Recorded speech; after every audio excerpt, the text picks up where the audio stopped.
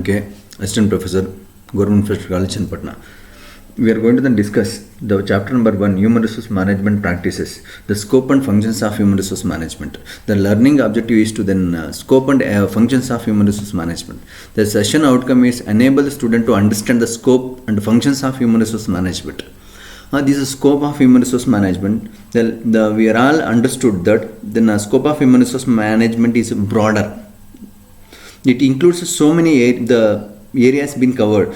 The first one is that we can say then what may be the areas in which it covers. The posting and cordial employee and employer relationship has been taken place. The second one is that enables the management to understand its employees better. Third one is that evolve the situation in the organizations such that employees enjoy their work. The another scope is that human resource management is to help the management to obtain the better cooperation from the workforce. Another the scope is that aim to then giving the employees the sense of satisfaction. Then another one, the better organization efficiency and workers productivity. Another one is that aim at giving the employees in the sense of belonging to with the workplace by increasing their sense of fulfillment and accomplishment. Then another one, the effect on better organizational climate and culture. In addition to that, then scope of human resource management, we can classify control, acquisition, the maintenance, the development. We can see in the chart. Then through which we can understand, through this picture we can understand control. Then control here, then a human resource audit is taken place. Whatever the human resource is there, what are the potential human resource we are having, it should be then audited. It is been audit going to be then make an audit through which understand that then accounting of human resource, then human resource management system also been developed in the control. The scope of human resource management, the consisting of control, acquisition, maintenance and development. Under the control, they are going to then here conduct the human resource audit. The second one is that human resource accounting. Just like an accounting, they are going to then here make an accounting. Then what is the resource and what is the source and what is the use of source and what is the effect of the human resource also been identified to the then human resource accounting as the auditing. Then another one is that the human resource information system has been developed. The complete database of the human resource and their with respect to their talents and other things, they are going to then maintain the human resource information system. Then another one is that acquisition, the human resource planning. They are going to then acquire the human resource to the human resource planning. Then they are going to then make the human resource planning before then acquiring, before employing the people. Whatever the estimation, they are going to then make estimated human resource for the particular organization. The right number, the right type of the people in the right time, they are going to be then selected, for which they are going to then make the human resource planning. The planning is nothing but then a predetermined course of action. Think in advance or predetermined course of action in future. Then whatever the workforce need, it is identified by the human resource department. The likewise they are going to then plan. Then according to the organization size, organization culture.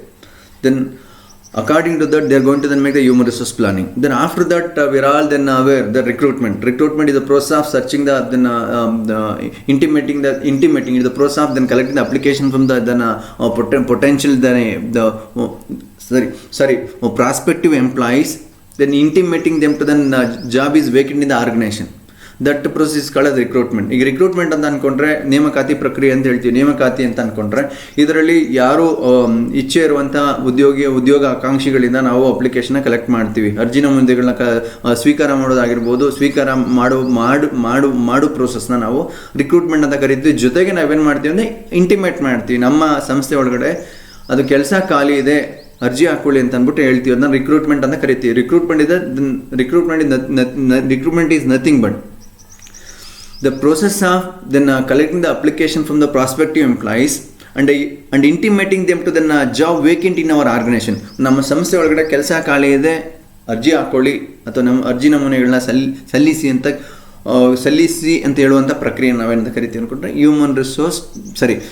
Recruitment ಅಂತ ಕರಿತೀವಿ. Then recruitment ಆದಮೇಲೆ then after then all the application been collected. Then after that we are going to then select the right number.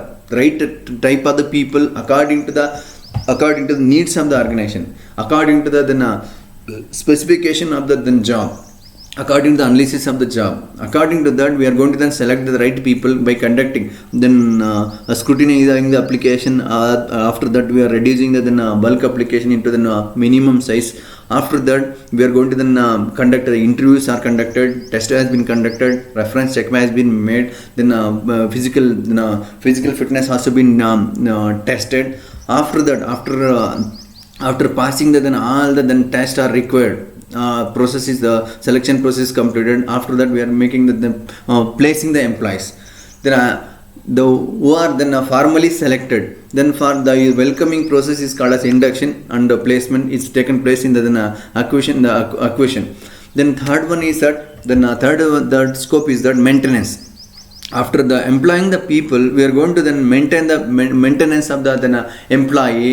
We have to then maintenance of the employees utmost important thing. That's why we have to then provide the handful of salary, then benefits, then remuneration to be then given, motivation has to be then given, health and safety measure has to be taken, the social security been to be provided, the industrial relationship to be maintained, then a performance appraisal. These are all come under the maintenance is the another important scope of the human resource management.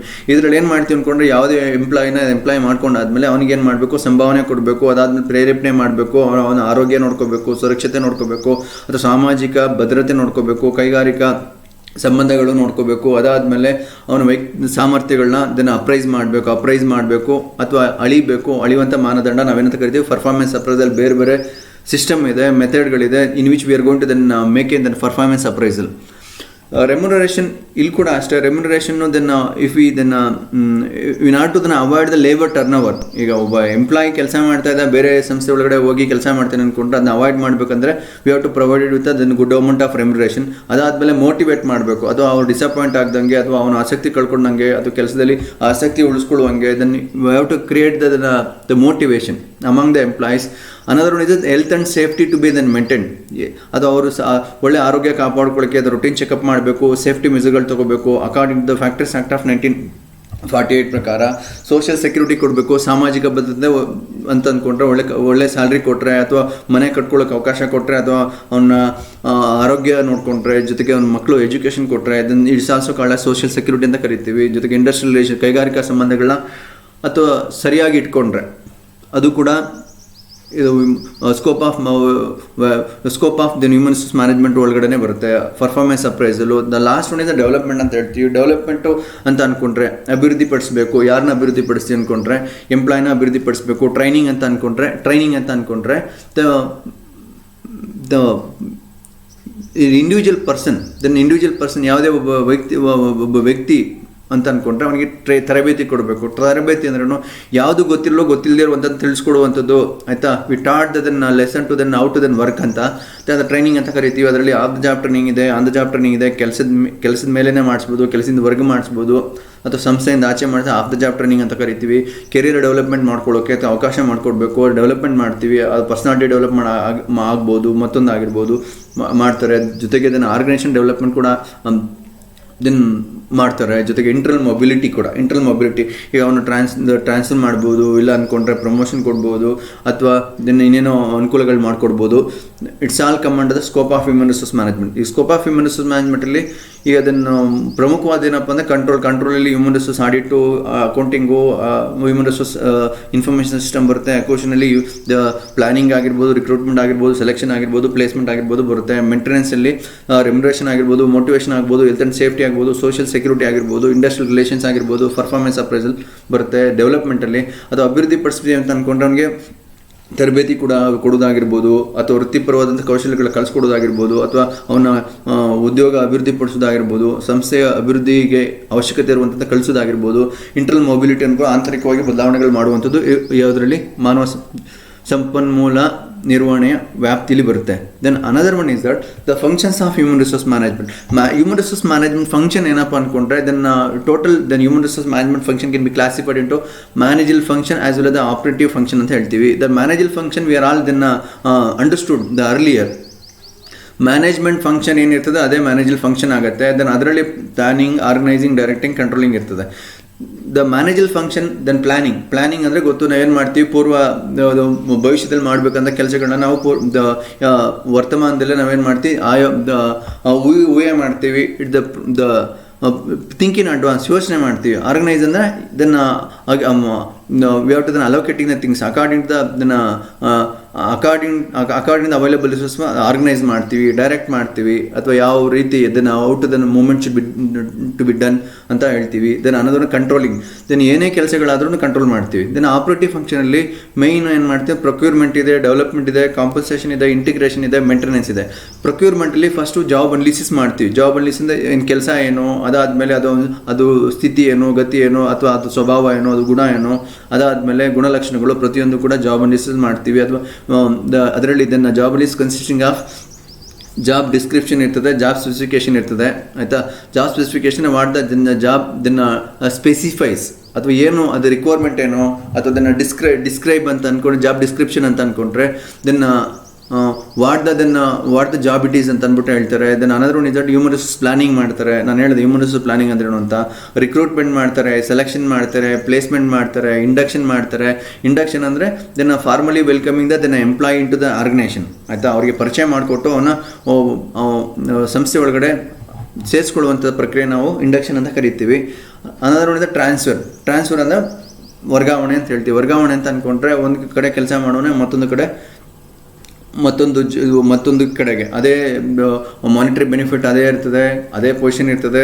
ಅಥವಾ ಕೆಲಸ ಮಾಡುವಂಥ ಜಾಗ ಬದಲಾಗ್ಬೋದು, ಅಥವಾ department change ಆಗ್ಬೋದು, organisation change ಆಗ್ಬೋದು, ಅಥವಾ ಅದನ್ನು ನಾವು ಟ್ರಾನ್ಸ್ಫರ್ ಅಂತ ಕರಿತೀವಿ. ಪ್ರಮೋಷನ್ ಅಂತ ಅಂದ್ಕೊಂಡ್ರೆ then economical benefits as more, ಅಥವಾ ಸ್ಕೋಪ್ ಜಾಸ್ತಿ ಆಗುತ್ತೆ, ರೆಸ್ಪಾನ್ಸಿಬಿಲಿಟಿ ಜಾಸ್ತಿ ಆಗುತ್ತೆ, ಅದೆಲ್ಲ ಕೊಟ್ಟು ಬೇರೆ ಹುದ್ದೆಗೆ ಅಥವಾ ಅವನನ್ನು ಹಾಕಿದ್ರೆ ಅದನ್ನು ನಾವು ಪ್ರಮೋಷನ್ ಅಂತ ಕರಿತೀವಿ. ಸಪ್ರೇಷನ್ ಅಂದ್ಕೊಂಡ್ರೆ ಈ ಕೆಲಸ ಮತ್ತೊಂದು ಕೆಲಸ ಸಪ್ರೇಟ್ ಮಾಡೋದು ನಾವು ಸಪ್ರೇಷನ್ ಅಂತ ಕರಿತೀವಿ. ಅನ್ನೋದ್ರಿಂದ ಡೆವಲಪ್ಮೆಂಟ್ ಅಂತ ಕರಿತೀವಿ. ಡೆವಲಪ್ಮೆಂಟಲ್ಲಿ ಅದರ ಆಪರೇಟಿವ್ ಫಂಕ್ಷನಲ್ಲಿ ಡೆವಲಪ್ಮೆಂಟಲ್ ಆಕ್ಟಿವಿಟಿ ಏನೇನು ಮಾಡ್ತಾರೆ ಅಂದ್ಕೊಂಡ್ರೆ ಪರ್ಫಾರ್ಮೆನ್ಸ್ ಅಪ್ರೈಸಲ್.